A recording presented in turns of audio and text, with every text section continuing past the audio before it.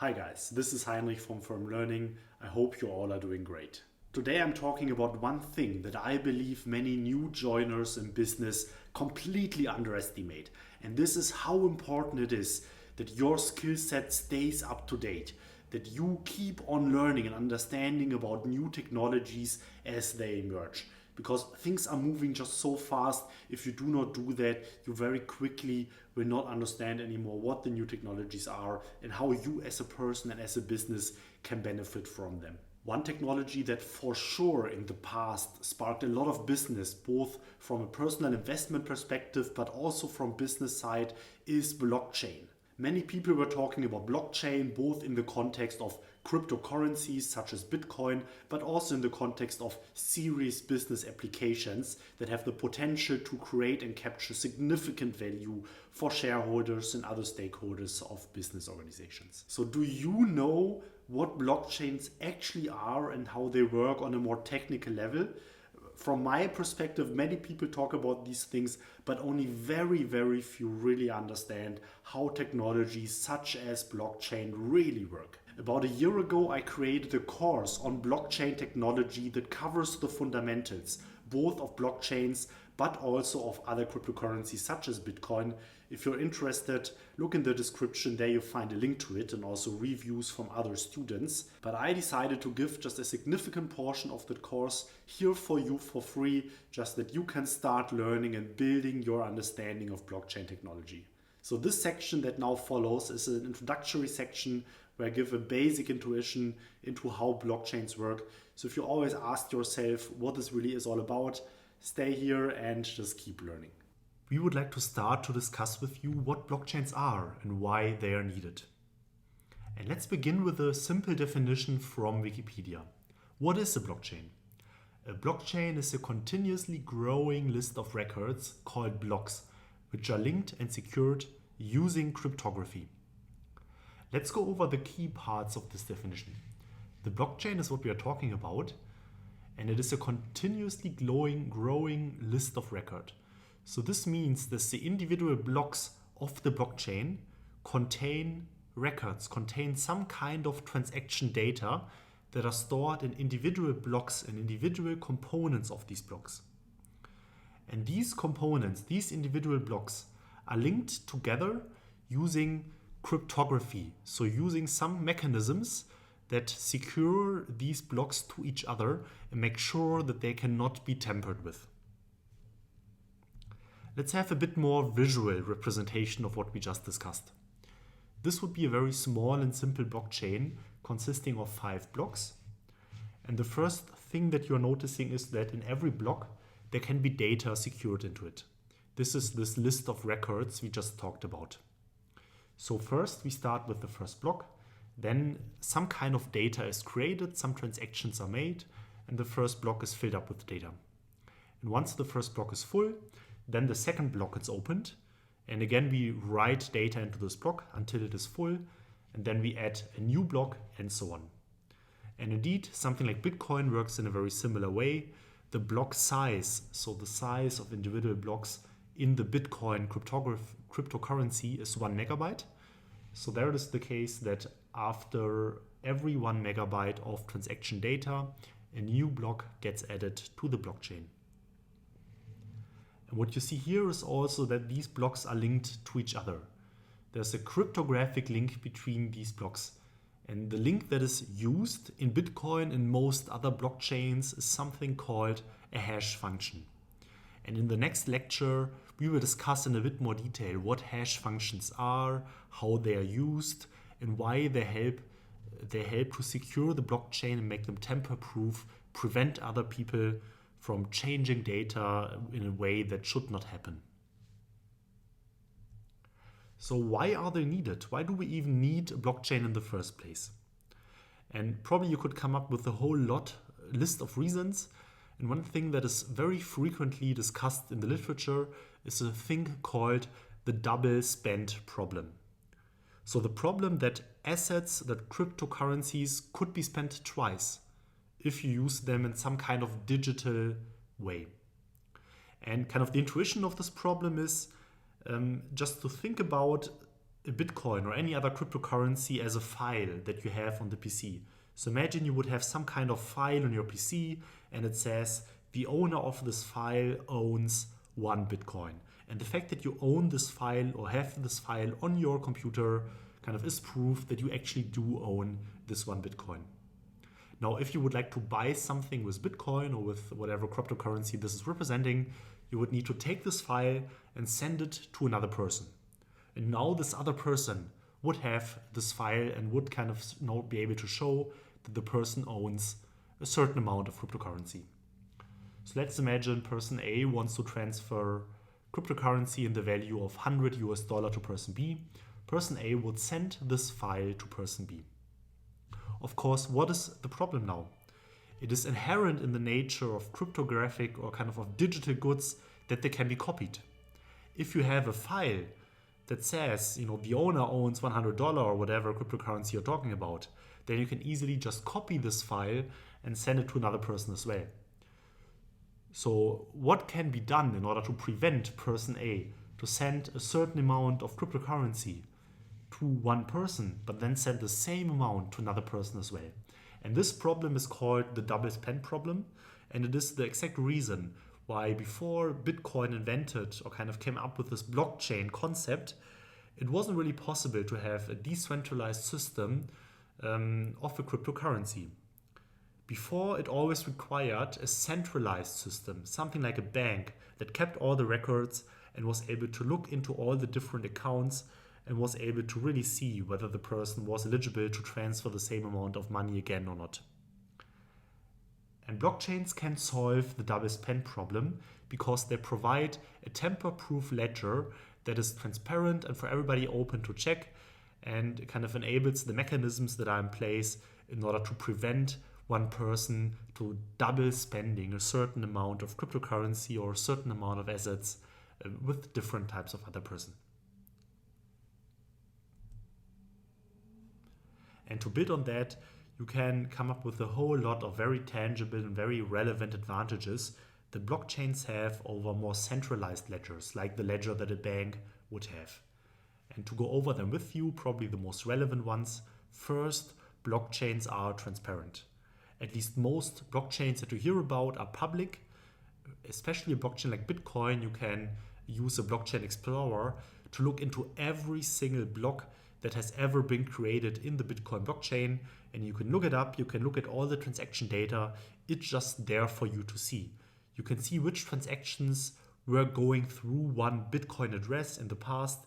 You can really look up every single transaction with the amounts of kind of coins that were transferred that exists out there. Second, it is trustless. Due to the nature of the blockchain, it does not require any centralized institution that you need to trust in order to be able to participate in the system. Even if you want to transact values with a person that you inherently do not trust, you do not really want to kind of be dependent that this person fulfills his word, keeps his word, you can still use the blockchain, because the blockchain makes sure that whatever agreement you came to, whatever transaction you both filed, whatever transaction you made, this transaction actually will be executed, and the other person cannot do anything to take it back. Next, it is decentralized. There is no such thing as a centralized institution that kind of can go to your accounts and can just wipe your account, take the money away from you, or maybe even change the value of your money. This is not possible because of the decentralized nature of most of blockchains like Bitcoin. And finally, and of course this is probably a summary of all these other points, it is secure. Due to kind of state-of-the-art cryptographic mechanisms that are implemented into blockchains, blockchains are believed to be secure. And indeed, the Bitcoin blockchain, since its inception, since early 2009, it was never hacked, not even once. And kind of this is, I would say, a pretty strong argument, because I do not think that there's any other kind of computer system that wasn't hacked for such a long amount of time, which was kind of connected and live and active on the internet. So blockchains can be very practical. They have lots of use cases. And we just discussed the cryptocurrency use case a minute ago. And due to this practicality, they have the potential to disrupt entire industries. And we will later have a section that focuses on exactly this point and builds on it and discusses what use cases there exist with blockchains and how industries can be affected by them.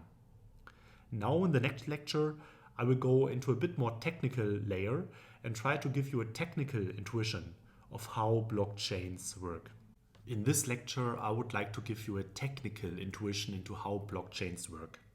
For that, I will use this website. It's anders.com/blockchain. I did not create this website myself, but it was created by Anders Brownworth, so full credits for that to him. You can check out his site here as andersbrownworth.com and also follow him here on social media. And Anders also created these videos, which will cover lots of the things that I will discuss now with you as well. So feel free to check these out as well. But let's get started.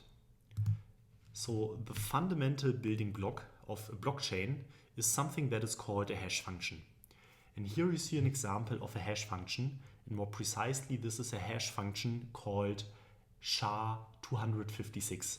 SHA stands for Secure Hash Algorithm. And what a hash function is that it takes an input, and this is now the data here. Currently it has nothing as an input, and then it transforms the input into an output. And the output is a hash function, which is a string of numbers and characters that you see here. So whenever I type something in here, you see that the hash function has an output change. And I can type whatever I want, and the hash function changed accordingly. And interestingly enough is if you now kind of delete this and insert the very same thing, the output will always be the same based on the input, right? So let's look at this. It starts with F096. So if I take this out, it will go back. And once I insert the very same string, it will give me the same output of the hash function. And now I can type in this input field whatever I like. And I can type very long fields, but the output of the hash function will always be different. And it will always follow the same format of having the very same number of character and numbers in this output format. And indeed, I can copy whole books into it. So this is the book The Catcher in the Rye. So it consists of over 100 pages, as you see here. And I can just copy this text and insert it into here. And you see it's lots and lots of text. And it will give me a unique hash function output out of it. And as a matter of fact, if I just change one character, the whole hash function will change. And it will change to a very significant way, right? It's basically, you cannot recognize it anymore just by inserting one space into the hash function as I'm doing right now. So this is the hash function. It transforms an input into an output, and you can be guaranteed that the output always stays the same given a certain input. Now let's take this understanding of what a hash function is and let's look into blocks. And blocks are kind of the main components of blockchains. A blockchain are different blocks concatenated with each other. We will see this in a few minutes, but let's start with one individual block right now. So this could be this block. And a block typically would have a block number. It would have this thing, this nonce. We will look into this in a moment. Then some kind of input field, and then the hash function. And what the hash function does is it takes all these things, the number, the nonce, the data, and then creates a hash function, which is the result of kind of all these inputs taken together. And now what we see is if we change something here, if we copy it, and if we write something into the data field, and of course we can copy it a lot, then the hash function changes. And now one key concept of kind of a blockchain, especially prominent in Bitcoin, but many others as well, is the concept of mining. And what mining is all about is solving a certain cryptographic puzzle. And the way this works in this example is that here you see the nonce field. And what we need to do in order to successfully solve this stylized cryptographic puzzle is to change the nonce field in a way that the hash function that results from that input and from the other inputs here starts with 4 zeros. This is how this specific example is set up. Of course, if you look into other blockchains, this will be set up differently. But here imagine, we want to have something that starts with 4 zeros. And now, of course, I could try to do that manually. So I could start with 1, but with a 2, now the hash function starts with a C. I could give a 3, it starts with a 5. And I can try around a lot. And I can try different characters. But it's very difficult, right? Because for me, it's literally or almost impossible to guess what the nonce would be that would turn the hash function into a hash function that starts with 4 zeros. And this is now where the mining computers or the mining mechanisms come into play. And what that is, it's basically a computer or a kind of a mechanism that just in a very short amount of time tries lots and lots of different combinations until it has found a combination which satisfies the requirement. And in this case, the requirement is that we need a hash function that starts with 4 zeros. So let's try it now. Let's click mine, and this will then do it for us. It will calculate a bit. And now I found a nonce, the 4131, and this nonce leads to a hash output that starts with 4 zeros. And now just take note that whenever I just slightly change the nonce, for instance, instead of 4131, which gives us the 4 zeros, I just write 4132, or maybe only 4130. The 4 zeros go away. In this case, actually, we're lucky and we got 1 0, but of course 1 0 isn't enough. So let's here satisfy the requirement again. And then, of course, if I change here this data field, right? So another input field of the block, if I just kind of very slightly change it, just insert an additional character, the hash function is invalid as well, and I would need to remine it in order to get a nonce combination which would work. And it might take some time, as you can see here. Now it's looking for one, and now this is a new kind of combination of a number that would work here.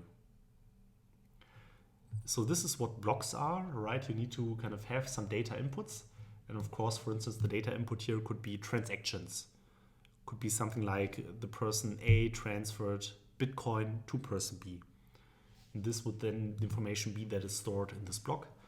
And it's secured by the hash function, because whenever I change something, some data in the block, then the hash function would become invalid according to the certain requirement that I define. And I would need to recalculate, to remine the block in order to kind of make it valid again.